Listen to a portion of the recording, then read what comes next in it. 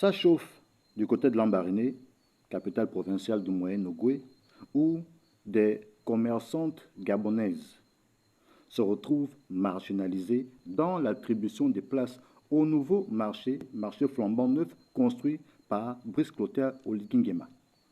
Ceci du fait que, à Pronton, le délégué spécial de la commune de Lambaréné, général d'armée, dit-on, se serait enquis comme ça de faire la part belle dans la répartition des places de ce marché dernièrement inauguré par le président de la République.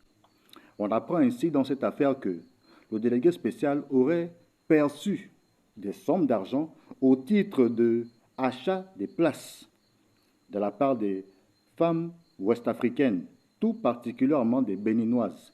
Et donc, ces dernières se retrouveraient être majoritaires au sein du nouveau marché. Une situation très mal vécue par les compatriotes. Et on apprend dans cette affaire que des compatriotes, acteurs majeurs sur la toile gabonaise, qui se sont intéressés au sujet, s'insurgeant notamment contre cette pratique que l'on avait cru être d'un autre temps, que ces compatriotes, une particulièrement, se seraient vus menacés par le délégué spécial de Lambaréné, faut-il encore le rappeler, qui serait général d'armée, menacé de vives représailles pour son outrecuidance, c'est-à-dire que du fait que celle-ci se soit intéressée à la chose et de façon virulente, le délégué spécial de Lambaréné aurait menacé en finir avec elle, menaçait même de lever la main sur elle. Et voilà que on remet au goût du jour ce problème, longtemps vécu, singulièrement du côté de Libreville, où des commerçantes gabonaises ont toujours eu maille à partir avec les commerçantes expatriées.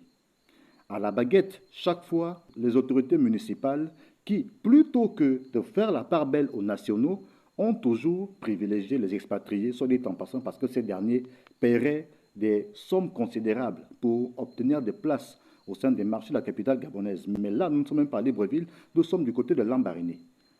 Pour ainsi dire, selon certains commentaires qui reviennent sur la toile, les Gabonaises seraient des paresseuses, ne vendraient pas. Et pourtant, dans la plupart des villes de l'intérieur du pays, ce sont nos mamans que l'on trouve majoritairement installées dans les marchés et qui y vendent. De là à penser que des Gabonaises ne pourraient pas débourser les sommes requises pour occuper des places dans le nouveau marché, alors qu'il est question de rendre la dignité aux Gabonais, il est question de l'essor vers la félicité pour tous les Gabonais, tous secteurs d'activité confondus, là il y a problème.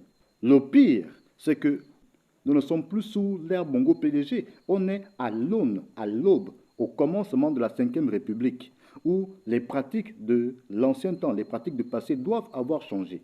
Mais comment comprendre que ce soit le délégué spécial de la commune de Lambaréné lui-même qui soit à la manœuvre de telles pratiques au point de menacer une compatriote qui ne fait pas autre chose que de monter au créneau pour s'insurger contre ce qui n'est pas normal aux yeux de tous les compatriotes. On ne peut pas construire un nouveau marché pour permettre à des Gabonaises qui vendaient à même le sol, bravant la pluie, bravant le soleil, bravant toutes sortes de désagréments et que, en fin de compte, ce soit les expatriés qui aient la part belle, soit dit en passant parce que cette dernière aurait payé de l'argent.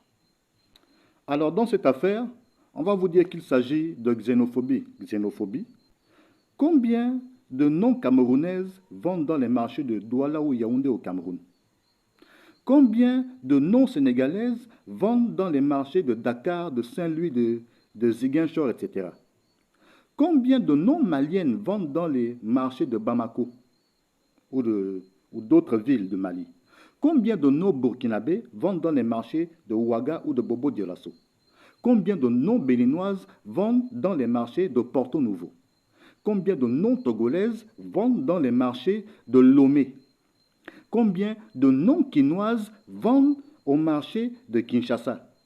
Combien de non-brazzavilloises ou de ressortissants de Pointe-Noire qui ne soient pas congolaises vendent dans les marchés de ces deux principales villes du Congo-Brazzaville? Combien de non-angolaises vendent au marché de Luanda? Qu'on ne se mente pas.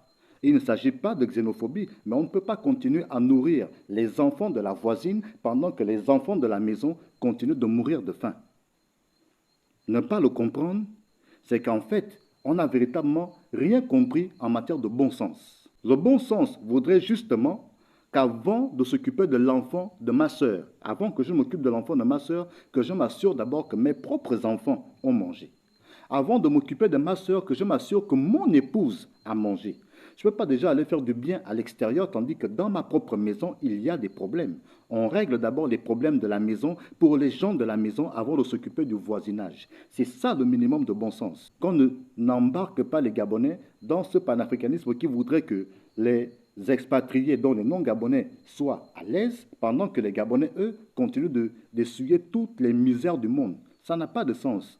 Ces derniers temps sur la toile, il y a une Sénégalaise qui se plaît à dire que, puisque les étrangers payent de fortes sommes d'argent pour la carte de séjour au Gabon, eh bien que les étudiants gabonais payent aussi désormais leur titre de séjour pour avoir le droit de séjourner, le droit de vivre sur le territoire sénégalais. Bon, si tant que la loi sénégalaise le commande, l'exige, les Gabonais n'auront pas d'autre choix que de s'y plier. Vous ne verrez aucun Gabonais s'en insurger. Mais curieusement, chaque fois qu'il est question du Gabon, on va vous dire oui, ne faites pas ça, c'est de la xénophobie. Jusqu'à quand? Parce qu'il faut bien qu'on le comprenne. Si on laisse faire ce qui est en train de commencer du côté de Lambaréné, qu'est-ce qu'on va dire à Libreville, singulièrement du côté de l'ex-gare routière où un centre commercial est en train d'être construit et l'on voudrait croire que les places dans ce centre commercial seront essentiellement distribuées aux Gabonais, aux nationaux, comme c'est le cas au niveau du marché du CTRI à Ouloumi. Mais se permettre de laisser que les expatriés aient la part belle au marché de Lambaréné, ça ouvre la porte à quoi? Qu'on ne soit pas surpris demain s'il y a des dérapages dans les milieux populaires, si des gens viennent à s'en prendre à des sujets expatriés. On ne le souhaite pas, mais ça pourrait arriver parce que si l'État qui est censé protéger les Gabonais ne prend pas ses responsabilités pour agir dès maintenant, qu'on ne soit pas surpris des dérapages incalculables qui pourraient découler de cette situation. Parce que quand des citoyens d'un pays ont le sentiment de ne plus être protégés par les pouvoirs publics de leur pays, qu'est-ce qu'ils font? Ils se livrent à la justice populaire que personne ne souhaite. Voilà donc le message. Premièrement, aux autorités gabonaises, l'interpellation que ce qui doit être fait pour contenter les Gabonais le soit, avant toute chose. Qu'on ne continue pas dans ces pratiques du passé qui mettaient les intérêts personnels en avant au détriment des intérêts du peuple. On ne peut pas dire qu'on aime le peuple quand on continue de faire la part belle aux expatriés. Aimer le peuple, c'est d'abord s'assurer que le peuple a le bien-être minimum en termes de logement, en termes de route, en termes de santé, en termes d'éducation, en termes d'emploi. Et quand on parle d'emploi, il y a justement l'activité commerciale, vendre dans les marchés, construit premièrement pour des Gabonais. Si on vient construire un marché dans mon village, c'est d'abord pour les mamans de mon village, pas pour les mamans du village voisin, même si nous sommes de la même tribu. Mais c'est d'abord les mamans de mon village qui doivent être contentées. C'est des choses qu'il faut comprendre. Et la deuxième chose, celle-ci s'adresse aux sujets expatriés. Les Gabonais n'ont rien contre les étrangers, mais comme disent les Ivoiriens, on aime bien les étrangers, mais vers la fin, on se préfère. C'est donc de cela qu'il s'agit et pas d'autre chose.